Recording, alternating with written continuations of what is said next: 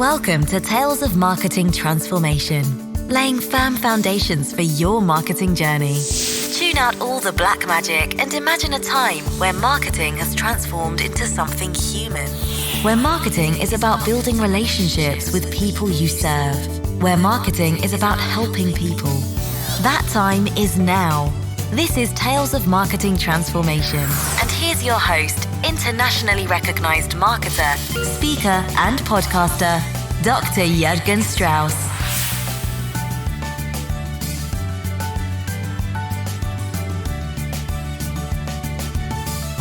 Hello, and thank you for joining me as I share more about the quest to make marketing human again. In the last episode, I spoke about our Lighthouse and the 4 pillars of our business: our who, our why, our what, and our how. Now that we have clarity on the foundation, the lighthouse of our business, it's time to consider who we are shining the light for. Who is it that we are serving? And that's our dream customer, our ideal customer. Head on over to talesofmarketingtransformation.com for the show notes to this episode. Also, if you've got a podcast or you're thinking about starting a podcast, reach out to me to discuss how I can help you with editing, with production, with music, with getting placed as a guest on other people's podcasts, or whatever is standing in your way of getting your voice heard and building your visibility, credibility, and connection with your dream clients.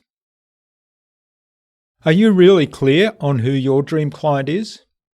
To build professional visibility with those potential dream clients, establish your professional credibility, and build a deep connection with those dream clients, you must have absolute clarity about who your dream clients are and how you can help them. This is Tales of Marketing Transformation. In today's world of online marketing and sales, what is often lost is that people do business with people. In fact, even in the corporate world, most marketing and sales is focused on so-called B2B, or business to business. And it's forgotten again that people do business with people there as well, and usually only with people they know, like, and trust. So how do we take account of that in our marketing? I was thinking back the other day to the times I spent in Singapore during my corporate career. One thing I always found frustrating, even annoying, was how very, very slowly people walked in the streets. In my spare time, I always enjoyed walking the busy and vibrant market districts, or in the many tropical parks and gardens. It was always busy, and although I was never in a hurry, it seemed as though people were moving in slow motion. And I found myself weaving and dodging my way through the crowded areas to keep moving. After several visits, I was tasked with running a week-long workshop that was held in our research centre near the airport. Now, the hotel I was staying at was in the centre of Singapore, and I had to take the company bus that ferried us from there to the research centre. Now, the company bus left nearby the hotel. It was a 10-minute walk from where I stayed to catch the company bus. And we had to start at 6 a.m. because it was an hour's bus ride. So the first morning, I got dressed in my finest as a trainer and started my walk, 10-minute walk. I paced it out the day before to where the company bus started. Now, by the time I arrived at the bus stop, I was totally drenched in perspiration. And then I got on to the bus and they had the air conditioning going full blast. I think it was about 5 degrees centigrade in the bus itself. It certainly felt like that. So there I was in a 1-hour bus trip, freezing and perspiring still. So I thought, I wonder. So the next day, I left 10 minutes earlier. I allowed myself 20 minutes to walk that what I thought was a 10-minute walk, to the bus stop. And I forced myself to walk very slowly. And I arrived at the bus stop after about 16 or so minutes, and, you guessed it, I'd hardly raised a sweat. That's why they walk so slowly, I thought. They want to avoid excessive perspiration, exactly what I aimed to do on that second morning. And I hadn't experienced it before, walking in my free time in shorts and t-shirts as I was, until I'd essentially walked in their shoes. Now that's how you develop empathy with other people, how you understand where they're coming from.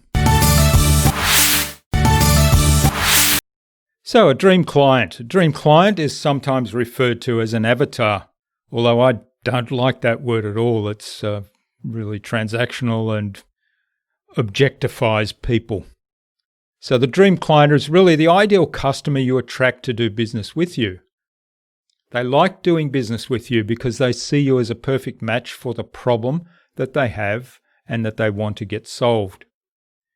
Your dream client will hang around, they'll be loyal, and they'll spend more money with you because they know that you can deliver exactly what they want or need.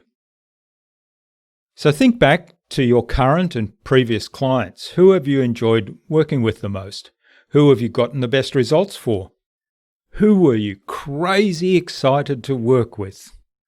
What about the ones you didn't enjoy working with? And why weren't they dream clients? In an ideal world, you'd always want to be working with your dream client. And in order to do this, you must get to know them really well. When you know your dream client, you'll know how you can serve them with conviction and excellence, and how you can craft a message that will attract their interest and attention. This will save you a lot of time and a lot of money because you will no longer be dealing with leads that are not even shopping for what you have to offer, or they're just not a good fit for you. Yes, of course you may still attract some other clients. The important thing to remember is you don't need to pursue non-ideal clients. Instead, you can focus your efforts on the market that loves you, that wants what you have and is willing to pay for it. You have a choice. Now, the more clearly you understand the desires, the fears, the frustrations, the wants, the aspirations, and the personalities of the people who you are best placed to serve, the more focused your marketing can be, and the more effective it will be. Now, if you head on over to the show notes for today's episode at talesofmarketingtransformation.com, you can get access to today's resource, which is the Dream Client Worksheet. And you can use that to build a deeper understanding of your target market and your dream client. The beauty of this worksheet is that you can revisit it regularly, keep adding to the depth of your knowledge by adding more information to it, and, of course, grow the depth of your knowledge of your dream client and your target market. Now, this has made a huge difference to my business. It's transformed my entire business and my marketing. So head on over to the episode show notes and get your copy. The exercise involves asking some insightful questions, and I'll give you a few examples here. And of course, when you answer, I don't know or I'm not sure, that's an opportunity to speak with your current dream clients to learn more. So some of those questions are: what are their innermost desires? What are her ambitions? What are her goals? What does she truly want to achieve? And how will she know when she has that? What does she need help with? What resources does she need? What ideas does she need? What assistance? What problems? What does she value? What's important to her? What are some of her most dearly held beliefs? And what does she believe that you don't? Who are her friends? What type of offers is she exposed to? Who influences her? Which channels are influential? Who inspires her? Who are her mentors? What is she worried about? What does she fear? What's her worst case scenario? Where does she face uncertainty? What are her biggest frustrations? And what risks might she be taking? What's really important to her, and she may not say this publicly? What moves her? What's her attitude? What does she tell others? What's her communication style? And here's a really good one. Who's her ideal client? These are just some of the questions that you'll go through in this worksheet. So go check it out, and I really encourage you to do that work now. To quote Seth Godin, find the smallest audience you can live with and delight them, focus on them, and obsess over them. The result's going to be amazing. You'll grow your business and you're going to have more impact. So go to the show notes to get a full list of the questions you can ask to get a clearer picture of your dream client. Once you've done that, then head on over to episode 9 of the Tales of Marketing Transformation show and complete the empathy mapping exercise that's described in detail there. Download a copy of our empathy mapping template from the show notes page there and work your way through the questions for each section.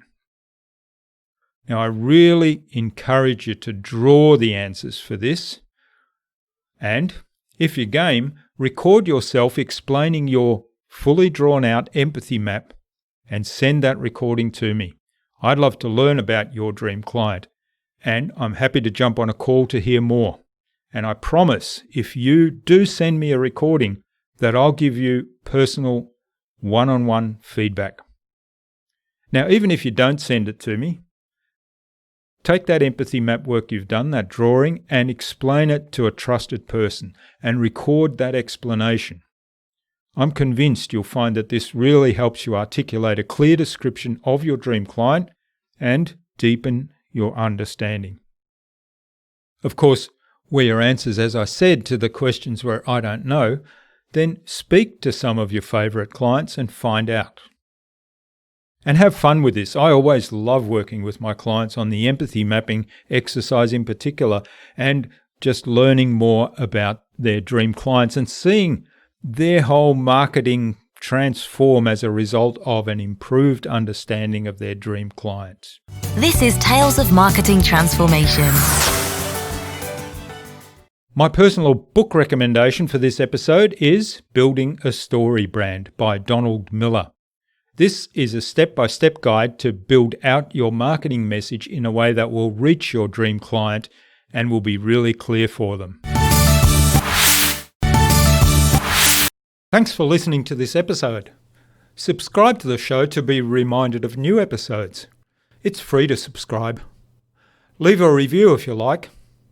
Now, even if you don't like me, I'm okay with that. I'm asking you to leave a review because it helps other people find this show, others that might find it helpful.